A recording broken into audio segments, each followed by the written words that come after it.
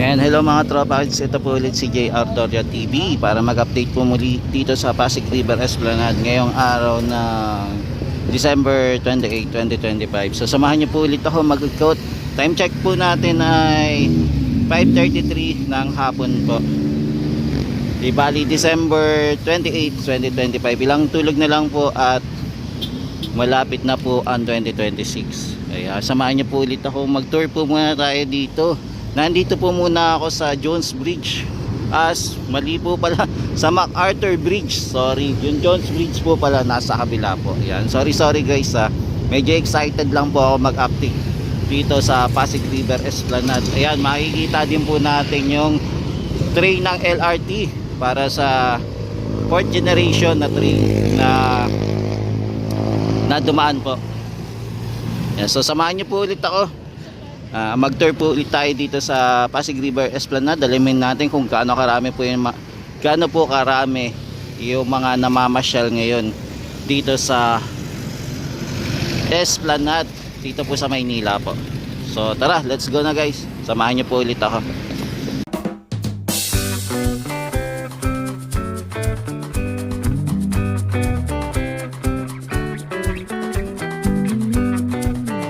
Yan, ito ang kinagandahan lang din po muna yung tulay dito sa MacArthur Bridge na for the meantime permanent. Ewan ko kung mapapagandahin pa po itong tulay ha. Meron po tayo nilagay na ilaw dito para mas maliwanag po dito sa daanan ng tulay po sa MacArthur Bridge. Yan, naglagay po sila ng ilaw para makasupport po dito sa kabilaan. Ito kasi kulay dilaw, ito naman sa gitna kulay puti. Yan, so hapon pa lang po ngayon. Ilang minuto na lang din naman po magagabi na rin. Yan, dito naman po sa taas ng MacArthur Bridge, mapapansin nyo po na itong ating mga halamanan dito na ginawa po mini park. Ayan po, durog-durog na po no? Yan, naubos na po yung mga halaman, ilan na lang po yung natitira. So nasa-save na lang po yun dito. Yan, dito sa area buhay pa naman, pero may part din ko na natapakan na rin. Ayan, nakalbo, pero dito sa part na to, ayan, okay pa. Kaya hindi din natin alam kung meron talaga nagbabantay dito kasi kagabi yung papauwi na po ng vlog, live update tayo, may nakita po tayo mga kababayan, mga pasaway po na bumaba po dito. Pinilit po nilang bumaba po dito. Ayan, so ito pa rin po yung resulta. So wala pong nagsasaway, kaya sana po may magbantay po talaga security guard para mapadali naman po yung kaayusan dito. Kung wala talaga, na lang talaga to, aayusin na lang talaga ulit, babaguhin yung forma o kaya lalagyan na lang po ng harang dito para wala na po talaga makalusot na ating mga kababayan na mga pasaway po. Yan, kaya po nakalbo kasi may mga pasaway talaga na baba, akyat dito kasi madali lang naman po siyang daanan, lalo pa kung medyo matangkad ka naman. Yan, so ito po yung itsura ng ating pasyalan dito ngayon. Yan, so ito po naman ang area natin ay Phase 4 po, papunta po ng Loton Ferry Station. Dito na po sa kabila.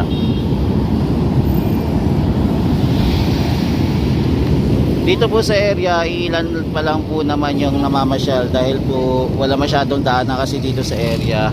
At wala din naman po daanan dito sa MacArthur Bridge, kaya ganun. Kaya karamihan po ng mga dumadaan na po doon na po sa area po ng Jones Bridge, sa Binondo Intramuros Bridge, at saka po sa may Manila Central Post Office, doon po sila dumadaan. So ito po yung itsura ng ating esplanade dito naman po sa area ng Phase 4 papunta po ng Loton Ferry Station po. Ayan, maganda na po etong area. Kung dati ay puro mga nakatira ay mga informal settler, pero ngayon binago po ang itsura, di ba? At nakikinabang na din po ang ating mga kababayan para mamasyal dito at makapag-relax po. Nandito naman po, for the meantime, dito po muna nagbabahay yung ating mga construction worker. If ever magkaroon po ng project ulit, handang-handa na po sila, ready na po. Ayan no, grabe, may lumot na pala dito no. So ito po yung itsura. nagkaroon na po ng lumot. Ayan, may mga bakante pa po silang pilote na pwede pong gamitin nila sa mga susunod na project po. Tapos dito malaki na din po yung binakod nila, ano. Ang hindi lang po na-cover yung ating eto, ayan, hindi po na-cover yan. Ayan, so binakuran po nila itong area. Yan, ito naman guys yung ating Loton Ferry Station. Kung mapapansin nyo po, ayan, inayos na din po yung ating frame para sa bubong na gagawin. Hindi pa po siya kompleto. Siguro nakabakasyon po siguro yung mga workers po dito para makompleto na po itong station na to. Baka siguro next year, baka o-open na din po ito para sa mga kababayan natin na sasakay po ulit ng ferry po. Yan, kaya baka natin kung kailan po ito ma-open. Kaya manadagdagan po yung turista kung sakaling ma-open po itong Loton Ferry Station po.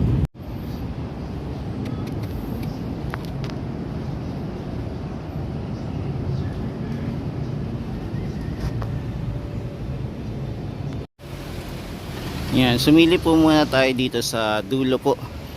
Dito sa may Arroceros Forest Park. Ayan, wala na pong katao-tao dito. Sarado na po yung ating Arroceros Forest Park. Yan, punta naman po tayo sa Phase 1. Phase 2 at saka Phase 3. So doon naman po tayo sumilip.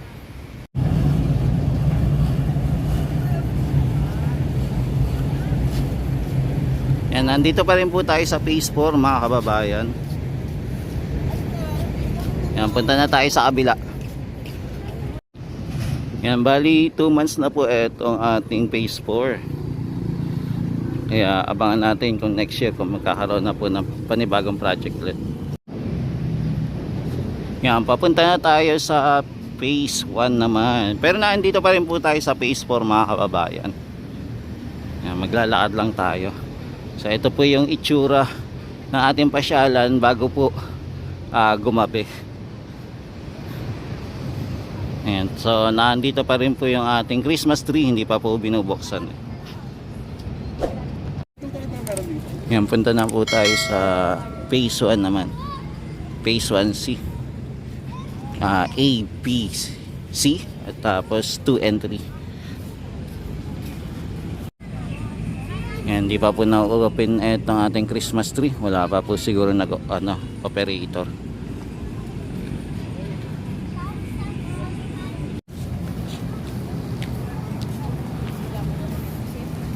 Yan, so nandito na tayo sa area po ng Phase 1A. Ito po yung fountain natin. Yan, sana po pag naglalakad ako hindi po maalog.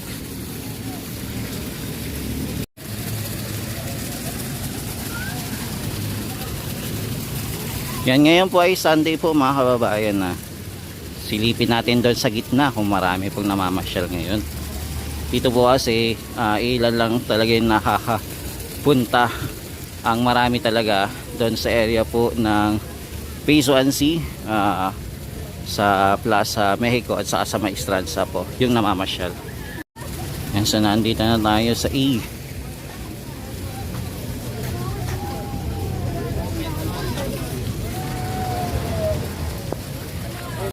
Yan, dito po may mga kainan po dito na malapit. Kung saan po mayroong kainan na yan, dito po sila na mamasyal yung ating mga kababayan. Yan, kahit paano dito, yan, may naliligaw po para dito magkaroon ng time na bumili ng mga pagkain po at tumambay din po. Yan, naglakad-lakad po muna tayo dito at mag-ikot-ikot at silipin yung ganap ngayong linggo. Ayan, dito pala marami din po palang namamasyal. Yan, dito marami po nakatambay.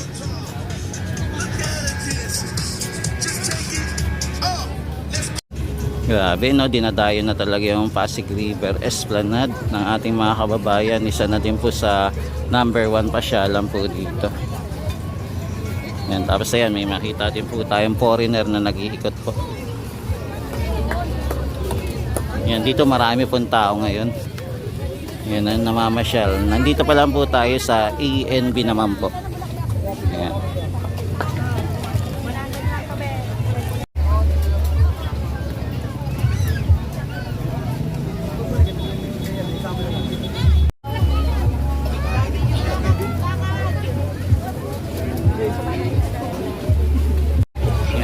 Dito po maraming namamasyal po dito sa B, Phase 1B. Yan, nandito din po yung ating mga mascot. Yan, mascooter, Spider-Man.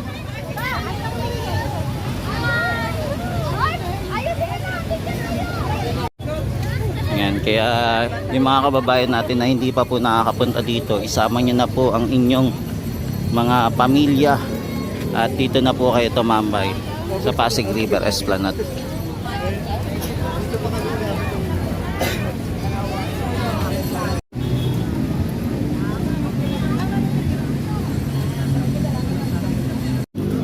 Yan, nandito naman po tayo sa ilalim naman po ng tulay. Dito naman po tayo maglalakad.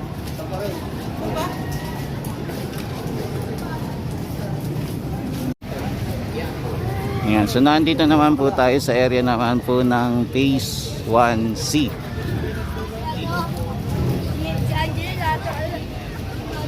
Yan, dito po marami din po namamasyal ngayon.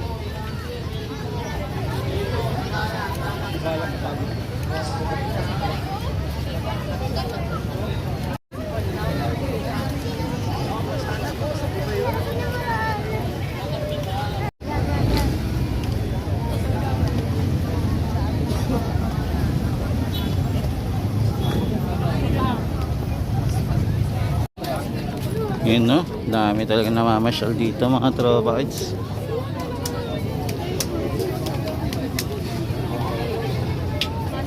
Kala mo nasa ibang lugar ka pag namamasyal ka dito no, sa dami ng tao.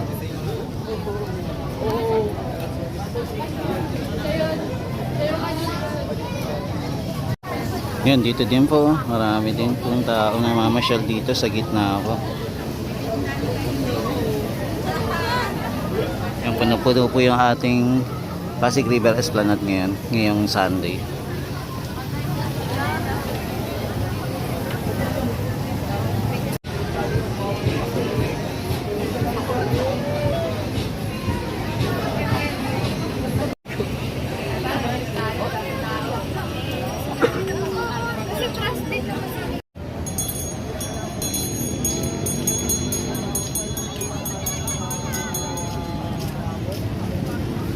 Yan, halos kumpulan na po yung mga namamasyal dito.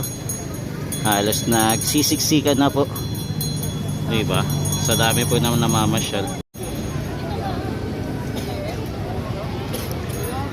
Yun o, grabe sa dami po na namamasyal. So, ito na po yung siguro yung number 1 na pasyalan ngayon. Christmas season po o ngayong holiday po. Sa dami po namamasyal, lalo na po ngayong Sunday po.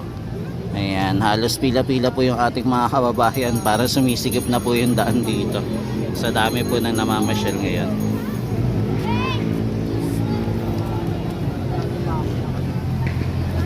Yan, so ito naman nating Binondo Intramuros Bridge. Yan, so ito naman ang ating mga kababayan na nag-i-enjoy po mamasyal po dito.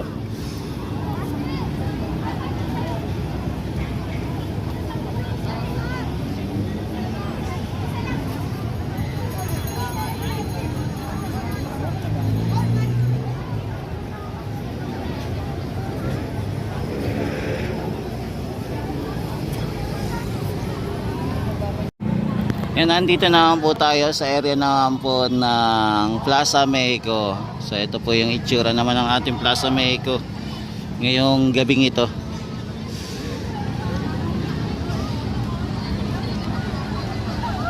Yan, parang drone shot tayo mga kababayan. Tapos meron doon nakapilo. Ano kaya meron doon? Yan, puro sila naka orange naman. Yan, di bale ito po yung Christmas tree naman po sa gitna.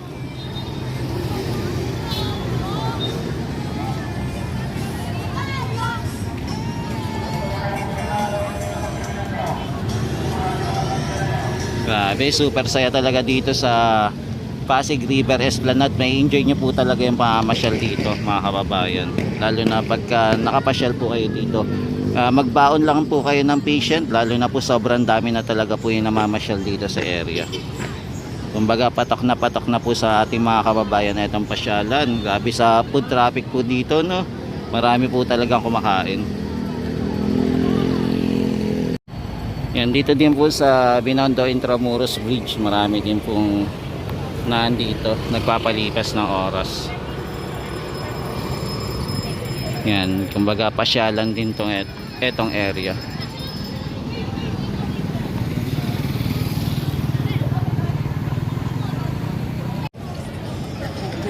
Yan guys, oh, daming tao na namamasyal ngayon. Punong-puno ang Pasig River Esplanade. Grabe, mala fiesta ang dating dito. Isa na siguro to sa number 1 na Christmas attraction itong Pasig River Esplanade mga tropas. Sa dami po ng namamasyal ngayong araw ng Sunday po. Ayan. Check natin bukas kung marami pa rin po mamamasyal, kasi alam ko sa government po dineclare na po na holiday hanggang Friday po. So balik na po nila is January 5 na po. Grabe, no, panalo na talaga itong pasyalan na to. Hindi mo alam kung saan galing yung mga tao, ay sobrang dami nila.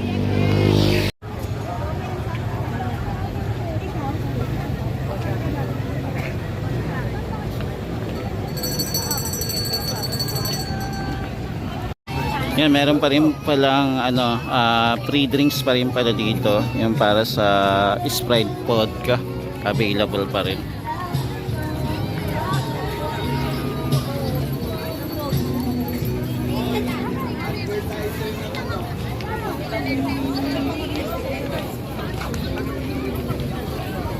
Yan, so mga tropa kids, ito po muna yung latest update natin dito sa Pasig River Esplanade. Maraming salamat po ulit sa pagsama po ulit kay JR Doria TV. Yan, naway pagpalain po kayo ng may kapal guys. Nandito na tayo sa area naman po ng Maisran, kung saan dito po yung pinakamarami pong namamasyal. Yan, thank you guys. Naway mag-iingat po kayo lagi at pagpalain po kayo ng may kapal. Thank you po. God bless.